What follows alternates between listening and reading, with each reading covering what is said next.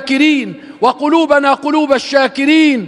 اللهم يا رب بحق فاطمة وأبيها وبعلها وبنيها وبالسر الكامن فيها لا تجعل لمصر حاجة عند لئيم من خلق. یہ صرف ایک تاریخی جملہ نہیں ہے بلکہ آج بھی ہم نے اپنی آنکھوں کے ساتھ اس کو مشاہدہ کر لیا ہے کہ پوری دنیا کے اندر اگر کوئی اسلام اور اہل اسلام کے حق کے لیے کسی نے آواز بلند کی ہے تو فاطمہ اور ان کے بنیہا اور ان کی اولاد نے ہی آج. بسم اللہ والصلاة والسلام علی رسول اللہ وآلہ وآلہ. السلام علیکم ورحمۃ اللہ وبرکاتہ. امید کرتا ہوں آپ خیریت سے ہوں گے. پروردگار آپ سب کو اپنے زمان میں رکھے. اہل البیت کا پیغام جو کہ انسانیت کا ہے پوری دنیا کے اندر پھیل رہا ہے. دنیا کا ہر شخص اب کربلا سے درس حاصل کر رہا ہے. امام حسین علیہ السلام کی بات ہو رہی ہے. آپ کے کربلا کو یاد کیا جا رہا ہے. اور کیوں انسانیت اہل البیت کے قریب نہ ہو کہ رسول اللہ صلی اللہ علیہ وآلہ وسلم رحمت للعالمین، پوری انسانیت کے لیے رحمت. آپ نے فرمایا اپنی آخری وصیت کے اندر کہ اے میری امت، تم کبھی بھی گمراہ نہیں ہوگے اگر تم قرآن اور اہل البیت کی پیروی کرو گے. میں تم میں یہ دو گراں قدر چیزیں چھوڑ کے جا رہا ہوں اور تم ہمیشہ ہدایت کی پر رہو گے. اہل البیت کا یہی پیغام آج امت اس جانب آ رہی ہے. اور صرف پاکستان کے اندر نہیں، شرق تا غرب، عرب اور عجم، ہر جگہ پر لوگ انسانیت کے لیے متحد ہوتے ہوئے دکھائی دے رہے ہیں. کل پوری دنیا کے اندر عید الفطر منائے گی، عرب کے اندر بھی اور امریکہ اور یورپ کے ممالک کے اندر بھی. پاکستان کے اندر آج عید الفطر ہے. مصر عرب ممالک میں سے وہاں لوگ عربی زبان بولتے ہیں اور وہاں کی اکثریت اہل سنت ہے. اہل سنت میں معتدل ہیں، انتہا پسند، سلفی یا تکفیری نہیں ہے. کل ایک عید الفطر کا خطبہ دیا گیا ہے مسجد الفتح میں، جس میں مصر کے جو صدر ہیں جنرل عبد الفتاح السیسی وہ بھی شریک ہوئے ہیں.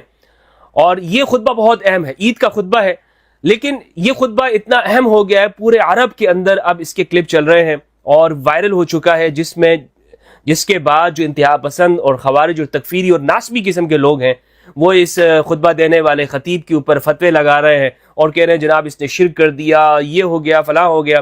اور مصر پہلے صوفی تھا، اب یہ رافضی ہو گئے ہیں.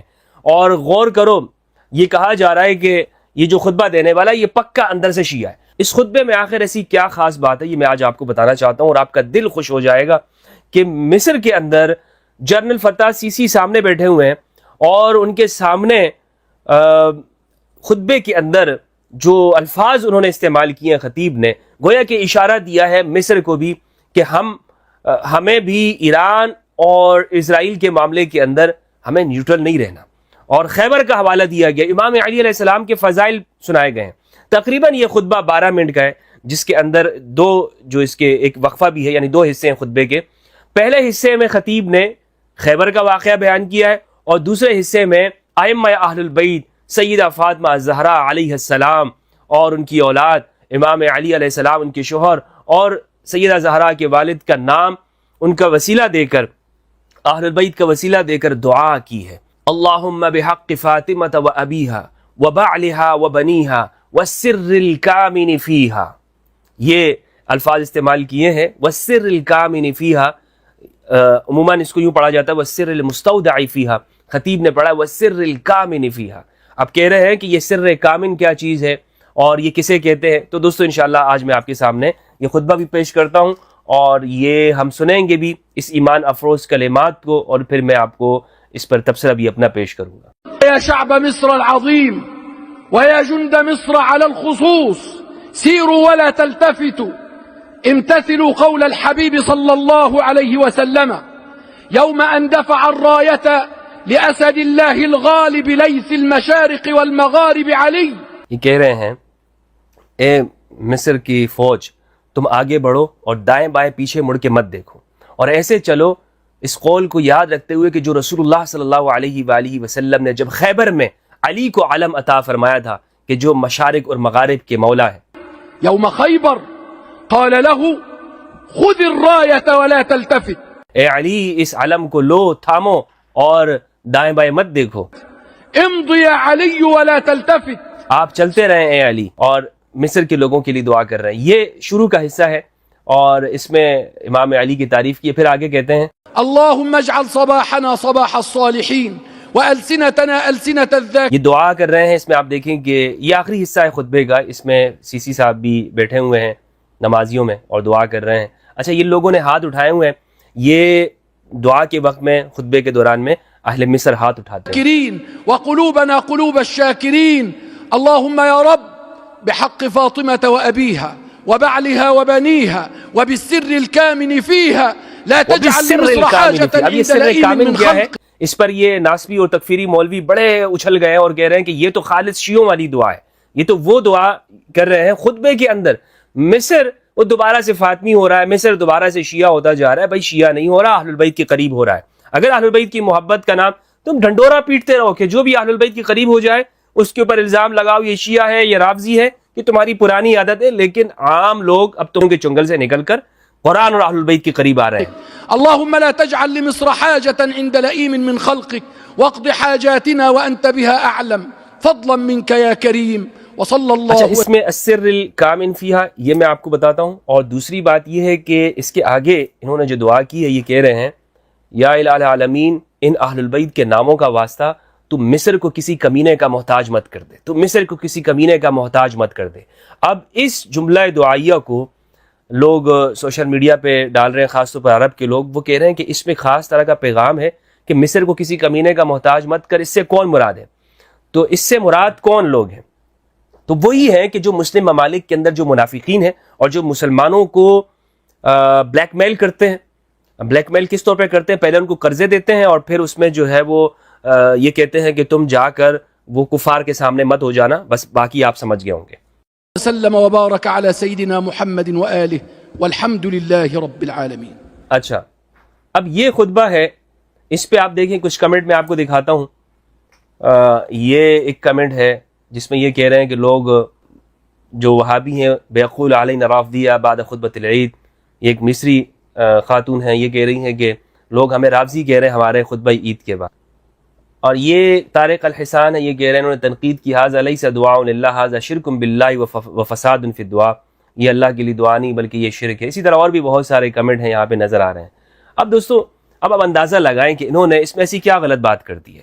توسل اختیار کرنا اہل البیت کے ساتھ یہ تو اہل سنت کا بھی طریقہ رہا ہے اور اہل سنت بھی وسیلے کو مانتے ہیں اور جامعۃ الازہر ان کا فتویٰ بھی موجود ہے اور اس کو شرک کہنے کو وہ حرام سمجھتے ہیں اور اس کو تکفیر کہتے ہیں. جامعہ الازہر اور مصر کے جتنے بھی علماء ہیں وہاں پہ مصر، اس میں آپ یہ دیکھیں اللہ سبحانہ و تعالیٰ کا یہ کرم ہے کہ اس میں آپ کو تمام جو اکائیاں ہیں وہ نظر آتی ہیں، اکٹھے رہتے ہیں وہاں پہ. اس میں مسیحی بھی ہیں مصر میں، صوفی سلفی ہر طرح کے لوگ ہیں، تمام انواع کے لوگ وہاں پر ہیں. لیکن جو اہل سنت ہیں وہ اہل البیت کے زیادہ قریب ہیں کیونکہ تصوف کے ساتھ ان کا ایک بڑا گہرا تعلق رہا ہے. اور ان کے جو علماء ہیں، خاص طور پر جو شیخ متولی اشعراوی ہیں، مصر کے لوگ ان سے بہت محبت کرتے ہیں. انہوں نے اپنے بیانات کے ذریعے سے مصر کے گھر گھر میں اہل البیت کی محبت کو اجاگر کر دیا اور ڈال دیا ہے. تو آج مصر وہ اہل البیت کے لیے کھل کر سامنے آ گیا ہے اور اہل البیت انشاءاللہ آپ یقین کریں کہ اس عرب خطے کے اندر ایک نیا ایسا ملک ہوگا مصر کہ جس سے توقع یہ ہو رہی ہے کہ وہاں پہ انشاءاللہ عز و جل اہل البیت کی فکر بہت تیزی کے ساتھ آگے جائے گی. مصر اور تیونس ان کو امام صادق علیہ السلام نے اہل البیت کی محبت سے آباد کیا ہے.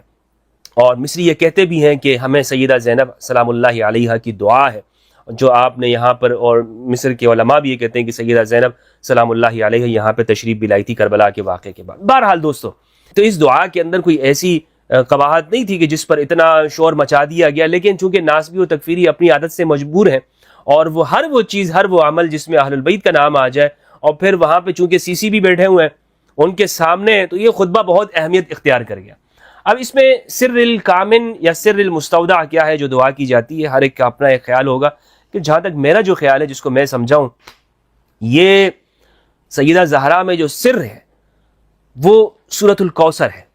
سورۃ الکوثر میں جو کچھ بیان ہوا ہے اس میں اگر ہم غور و فکر کریں گے تو ہمیں یہ بات سمجھ میں آئے گی کہ سیدہ زہرا میں یہ جو دعا کی جاتی ہے پروردگار فاطمہ اور ان کے والد کے حق سے، ان کے شوہر اور ان کی اولاد کے حق سے، اور جو ان میں سر ہے اس کے حق سے جو ان میں رکھا گیا ہے سر، ہمارے احوال کو درست کر دے یا ہمارے ملک کی حفاظت فرما. تو یہ جو سر ہے سر المستودع یہ سورہ کوثر کے اندر رکھا ہے کہ ان کی اولاد، کہ اللہ سبحانہ و تعالیٰ ان کی اولاد کو ہمیشہ غلبہ عطا فرمائے گا اور ان کی اولاد کو ہمیشہ پروردگار طاقت اور قوت عطا کرے گا.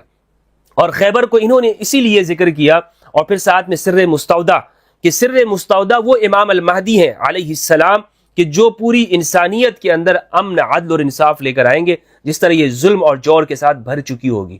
تو میرے نزدیک سر کامن جو سیدہ زہرا کے اندر ہے، وہ آپ کی اولاد کا شرق تا غرب پورے دنیا کے اندر ایسا پھیل جانا ہے کہ آج جب بھی مشکل ہوتی ہے تو فاطمہ کی اولاد علیہ السلام، ان کی اولاد ہی وہ اسلام کو بچانے کے لیے سامنے آتی ہے۔ اسلام زندہ ہوتا ہے ہر کربلا کے بعد۔ یہ صرف ایک تاریخی جملہ نہیں ہے، بلکہ آج بھی ہم نے اپنی آنکھوں کے ساتھ اس کو مشاہدہ کر لیا ہے کہ پوری دنیا کے اندر اگر کوئی اسلام اور اہل اسلام کے حق کے لیے کسی نے آواز بلند کی ہے تو فاطمہ اور ان کے بنی اور ان کی اولاد نے ہی آج اسلام کے لیے وہ کھڑے ہوئے۔ یہ ہے سر مستودع، یہ ہے وہ سر کہ جو سیدہ زہرا سلام اللہ علیہا کے اندر اللہ سبحانہ وتعالی نے رکھا ہے۔ اسی لیے دعا کی جاتی ہے۔ یہ شیعہ دعا نہیں ہے، یہ ایمانی دعا ہے، یہ شیعہ دعا نہیں ہے، یہ اہل ایمان کرتے ہیں۔ اور اسی لیے مصر کے اندر سرکاری سطح کے اوپر اس کو نشر کیا گیا اور یہ بتا دیا گیا کہ مصر وہ تکفیریت کو پروموٹ نہیں کرتا، بلکہ وہ انسانیت کو، وہ قرآن اور اہل البیت کے قریب ہے۔